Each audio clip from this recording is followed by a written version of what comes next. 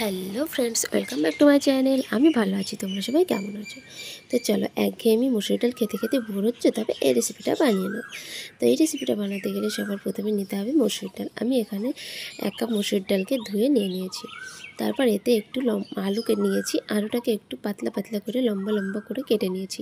এতে দিয়ে দেবো টমেটো কুচি, 2 থেকে 3টে রসুন কোয়া, একটু পেঁয়াজ কুচি, কাঁচা লঙ্কা কুচি আর ধনেপাতা কুচি।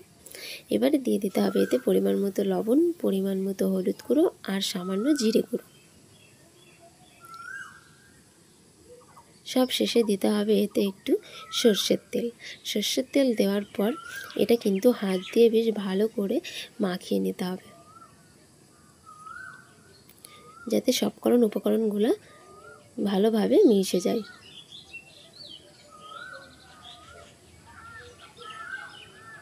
আমার এটা মাখিয়ে নেওয়া হয়ে গেছে।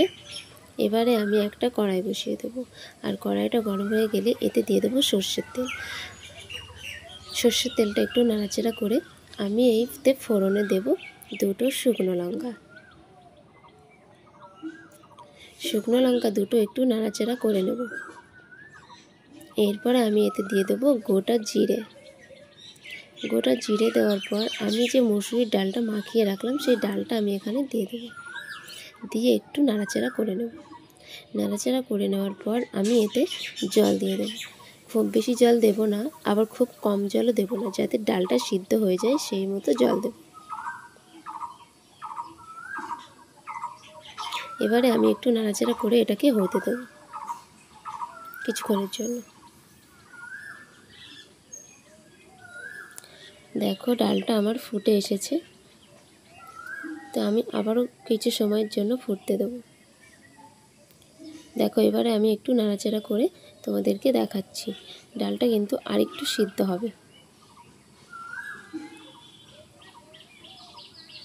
এবারে আমি নাড়াচাড়া করে দেব। তো আমার সবজিগুলোও কিন্তু গলে গেছে আর ডালটাও কিন্তু সিদ্ধ হয়ে গেছে। তা এবারে আমি আর একটা কড়াই বসিয়ে দেব। কড়াইটা গরম হয়ে গেলে আমি এতে সর্ষের তেল দিয়ে দেবো। সর্ষের তেল দেওয়ার পর আমি এতে 2টো ডিম ফাটিয়ে দিয়ে দেবো, আর উপর থেকে একটু লবণ ছড়িয়ে দেবো। দিয়ে ডিমটাকে আমি চামচের সাহায্যে বেশ ভালো করে ঘেঁটে একটা ভুজিয়া বানিয়ে নেব। আর এটাকে কিন্তু খুব ভালো করে ভেজে নিতে হবে। আর এদিকে আমার ডালটা কিন্তু আমি আরেকবার নাড়াচাড়া করে দেবো। এবার আমি যে ডিমটাকে ভেজে রাখলাম, ভুজিয়া বানিয়ে রাখলাম, সেই ডিমটা কিন্তু আমি এখানে ঢেলে দেবো, দিয়ে খুব ভালো করে ডালের সঙ্গে ডিমটাকে মিশিয়ে নেব।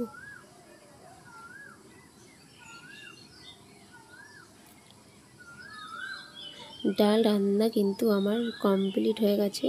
তো তোমরা এইভাবে একদিন বানিয়ে খেয়ে দেখো, জাস্ট অসাধারণ লাগে। আর আমার ভিডিওটা ভালো লাগলে লাইক, কমেন্ট, শেয়ার আর সাবস্ক্রাইব করতে ভুলো না। দেখা হচ্ছে পরের ভিডিওতে। ততক্ষণ তোমরা সবাই ভালো থেকো।